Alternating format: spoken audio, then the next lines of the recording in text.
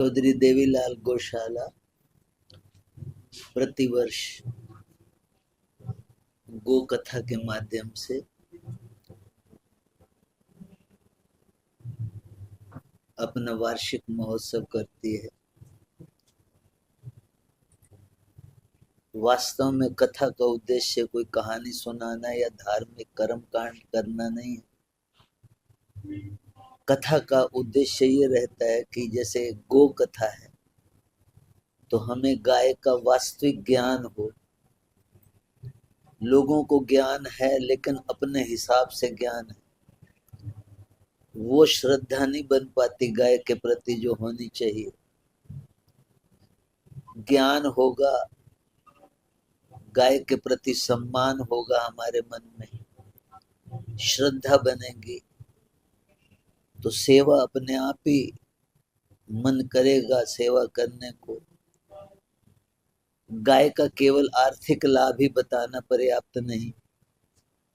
जैसा आजकल स्टेजों के ऊपर में नुस्खे गोमूत्र के, गाय के गोबर के, ऐसे नहीं बताना चाहिए जब तक मेडिकल का पूरा ज्ञान न हो। बताने वाले को रोग का पता नहीं, शरीर की एनाटॉमी का, रचना का पता नहीं, ऐसे इधर उधर के नुस्खे बता के गो कथा कर लेते हैं। ऐसा भी ठीक नहीं है। लाभ होता है लेकिन ढंग से दें तो। गोमूत्र लेना चाहिए तो कौन सा लेना चाहिए ये किसी को नहीं पता। कितना कैसे लेना चाहिए ये नहीं पता। कोई स्टरलाइज का सिस्टम नहीं है, कोई स्टैटिक्स नहीं है कितना लेना है। इस ढंग से जो प्रचार है उस पे भी बैन लगना चाहिए, नहीं तो धीरे धीरे लाभ की जगह हानि होगी। तो जो गाय के प्रति एक सम्मान बना हुआ है वो भी धीरे धीरे कम हो जाएगा। वैदिक लाभ क्या है, आध्यात्मिक लाभ क्या है,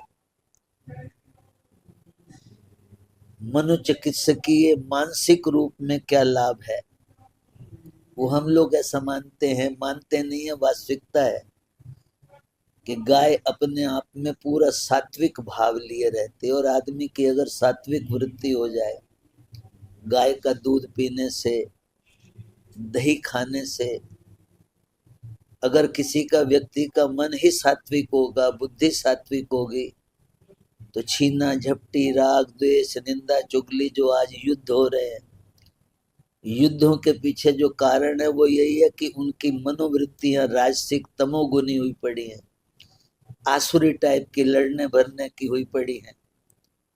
इसको कोई यूएनओ नहीं रोक सकता युद्धों को। इसको तब रोका जा सकता है कि अगर आदमी का मन बदले, दिल बदले, सतोगुनी दिल बने, प्रेम प्यार बढ़े, तो घर के क्लेश भी समाप्त होंगे, सामाजिक लेवल पे भी समाप्त होंगे।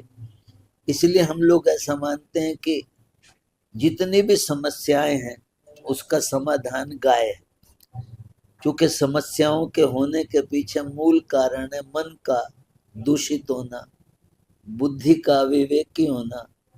और गाय को किसी भी रूप में, मतलब दर्शन के रूप में, सानिध्य के रूप में, सेवा के रूप में अगर हम इसका लाभ लेते हैं तो हमारी बुद्धि सतोगुनी बनती है। इस अर्थ में जितना भी गोपालन होगा वो उतना अच्छा होगा। कोई तो कारण होगा कि भगवान कृष्ण अवतार इसलिए लेते हैं, गोपाल कहा है, गोपालक कहा है। हम लोग इसको सिर्फ कहानियों में, कथाओं में न लें। इतनी बड़ी पर्सनैलिटी हो, इतना बड़ा व्यक्तित्व हो, ईश्वरत्व हो, ब्रह्म हो, और वो गोपाल के रूप में अपने आप को भाग्यशाली समझे, इसका सीधा सा मतलब है कि हम लोगों के पल्ले पड़े या ना पड़े, लेकिन गाय का अपने आप में महत्व कम नहीं है। तो गो कथा के माध्यम से समाज को जागरूक किया जाता है। जिस ढंग से हम लोग सड़कों पे गाय छोड़ देते हैं, अगर गो पालन की स्थिति बनती है, लोग अपने अपने घर में गाय रखने को तैयार होते हैं, तो ये स्थिति संभाली जा सकती है। और मान लो अपार्टमेंट है, मान लो कोई चौथी मंजिल पे रहता है, तो उसका भी उपाय है गौशाला, कि एक जगह पे गौशाला बन जाए और जो अपार्टमेंट में ऊपर थर्ड फ्लोर फोर्थ फ्लोर पे रहते हैं, गौशाला में ही आके एक एक गाय अपने आप में स्वीकार कर ले, सेवा के रूप में रहे गौशाला में ही, लेकिन उस सेवा में अपने आप को भागीदार बनाए, तो हम गाय को सड़कों पे से रोक सकते हैं। प्लास्टिक खाती हैं गाय, बाद में कितना कचरा निकलता है। कुछ कुरीतियां हमारे समाज में भी है। गोवंश के नाम से, गोवर्धन की कथा के नाम पे हम लोग 56 भोग तो लगाते हैं, नाम भी उसका गोवर्धन पूजा है कि गायों का वर्धन कैसे, और 56 भोग लगा रहे, 2-2 लाख रुपए लगा देते हैं। और उसी पंडाल के बाहर, कथाओं के पंडाल के बाहर गाय प्लास्टिक खा रही हो। इतना बेहोशी में हम लोग कथाएं सुनते सुनाते हैं कि हमें दिखते हुए भी नहीं दिखता कि उन गोवंश के संवर्धन के नाम पे हम लोग इतना खर्चा भी कर रहे हैं गो कथा के माध्यम से, और हमारे सामने गाय एक कचरा भी खा रही हो। ये जित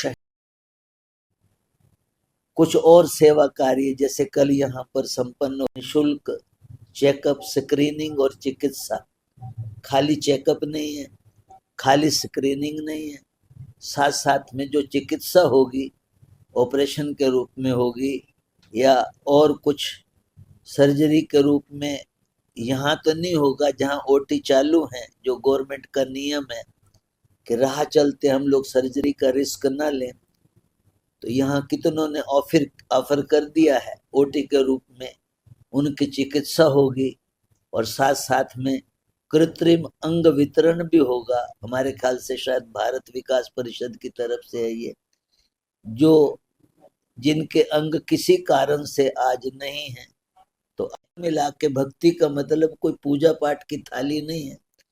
व्याख्या है पूरी कि हम लोग इस ढंग से अगर समाज से जुड़े, प्रेम प्यार के रूप में, सेवा के रूप में, ये भी एक भक्ति का स्वरूप है। धीरे धीरे लोगों ने केवल और केवल राहु केतु की पूजा को ही मान लिया भक्ति के रूप में।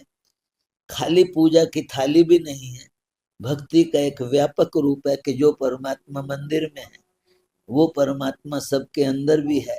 उस भाव से सामाजिक दृष्टि से हमारा प्रेम प्यार बना रहे।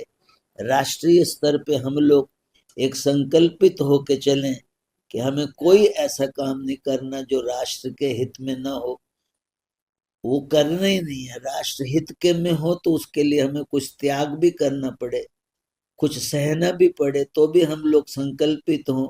इस ढंग से जो एक विराट भाव है, यही परमात्मा का विराट रूप है। तो भक्ति को इस रूप में, इस गौशाला के अंदर में एक सार्वजनिक व्याख्या के रूप में लिया गया है। और अब वो समय आ गया है कि धीरे धीरे जो पिछले 30-40 साल से भक्ति की परिभाषा चल रही हैं सड़कों के ऊपर में, थोड़ा सा से हट के धर्म शब्द की व्याख्या नए रूप में होनी चाहिए। भक्ति, ज्ञान, कर्म योग, जिस ढंग से लोगों का जीवन बदला है, बच्चों का जीवन बदला है, तो हमें उस ढंग से इनकी परिभाषाएं भी बदलनी होगी। और उसको अगर हम इम्प्लीमेंट करेंगे तो हमारे बच्चे भी अच्छे संस्कारित होके आगे बढ़ेंगे। यही भक्ति का मार्ग जहाँ परलोक बनाएगा, हमारा लोक भी बनाएगा।